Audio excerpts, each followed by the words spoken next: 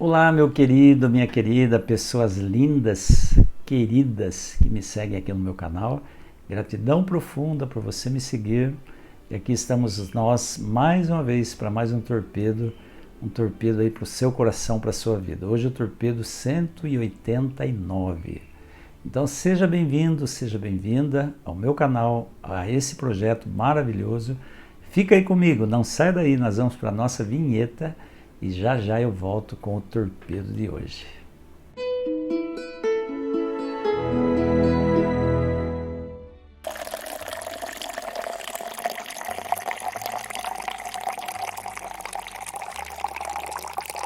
Hoje eu quero comentar com você um episódio de Mateus capítulo 26. Esse episódio também está relatado pelos outros evangelistas, Marcos, Lucas e João.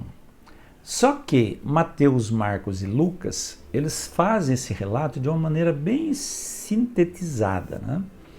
E João não, João ele vai um pouco além, ele é mais específico, ele detalha mais sobre esse episódio que é o episódio da Santa Ceia. Ele dá mais alguns detalhes, ele se aprofunda um pouco mais.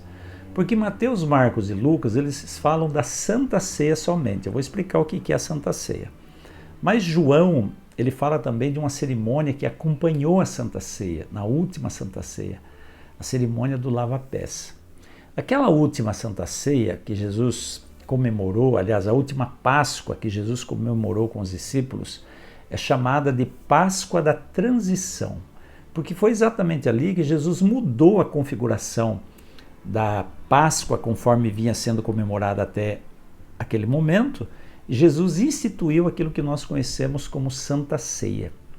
Porque a Páscoa, ela tinha a ver com morte de cordeiros.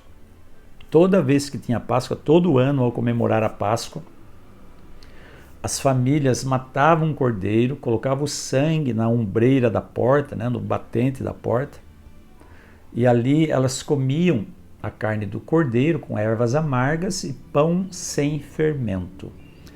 O cordeiro representava Jesus, que um dia ia vir morrer pela humanidade. As ervas amargas era para que eles se lembrassem dos sofrimentos, das amarguras que eles viveram no Egito como escravos. E o pão sem fermento era símbolo de uma vida sem pecado, uma vida de pureza, uma vida de obediência a Deus. Então essas três coisas acompanhariam sempre acompanhou, aliás, até Jesus morrer, sempre acompanhou a ordenança bíblica, da Santa Ceia. Porque cada vez que eles matavam um cordeiro, eles tinham que ter em mente que um dia Deus iria mandar o seu filho, Jesus, para vir morrer por eles. Por nós todos, na verdade, E naquele dia da última Páscoa, Jesus foi preso, foi açoitado, foi morto e ressuscitou, por ocasião da festa da Páscoa. Mas naquela ocasião Jesus convidou os discípulos para comerem a Páscoa com ele.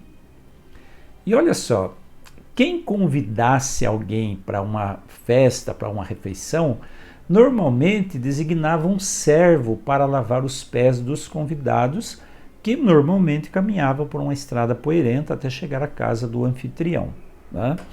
E naquele dia não tinha nenhum servo designado para lavar os pés dos discípulos que eram os convidados. E aí, o que aconteceu? Todos ficaram tremendamente surpresos quando Jesus, aquele que se dizia o rei, que era o rei, na verdade, do universo, o Filho de Deus, o próprio Filho de Deus, ele se levantou espontaneamente, pegou uma bacia com água, cingiu-se, diz a Bíblia, colocou uma toalha em volta da cintura e foi de discípulo em discípulo lavando os pés deles. Isso está relatado no Evangelho de João, no capítulo 13, tá bom?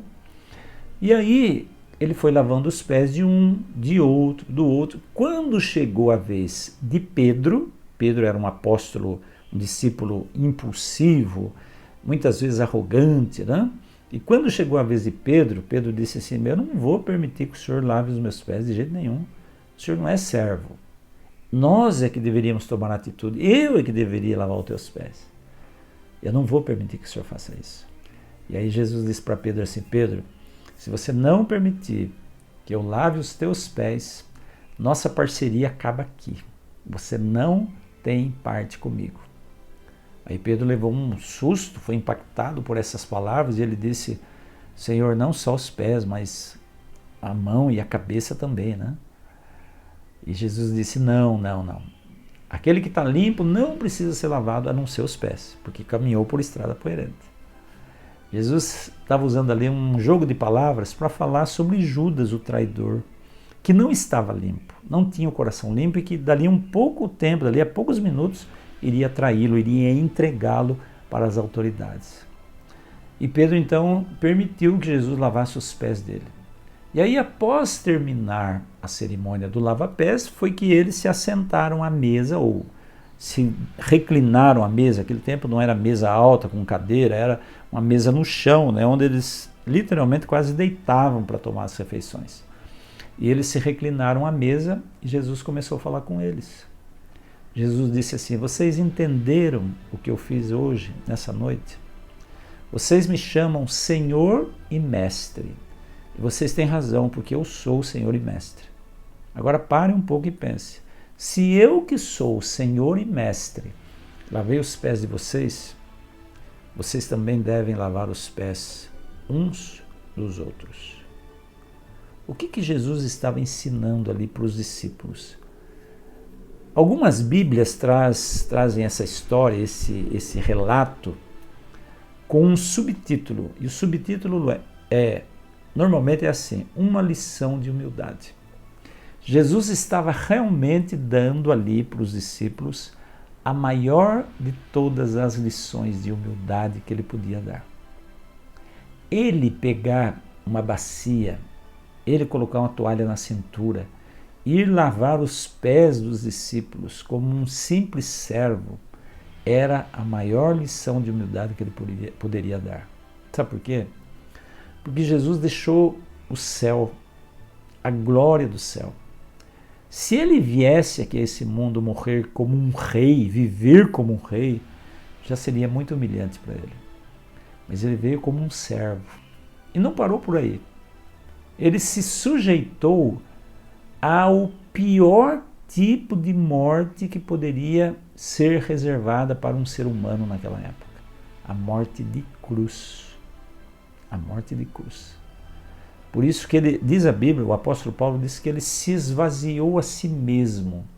Ele não teve por usurpação ser igual a Deus. Ele não achava que era usurpação, porque ele era Deus. Mas ele mesmo assim se esvaziou de livre vontade. Ele se despiu da divindade e assumiu a natureza humana como servo e como alguém que foi considerado um dos piores criminosos da época, porque a morte de cruz era reservada para os piores bandidos daquela época.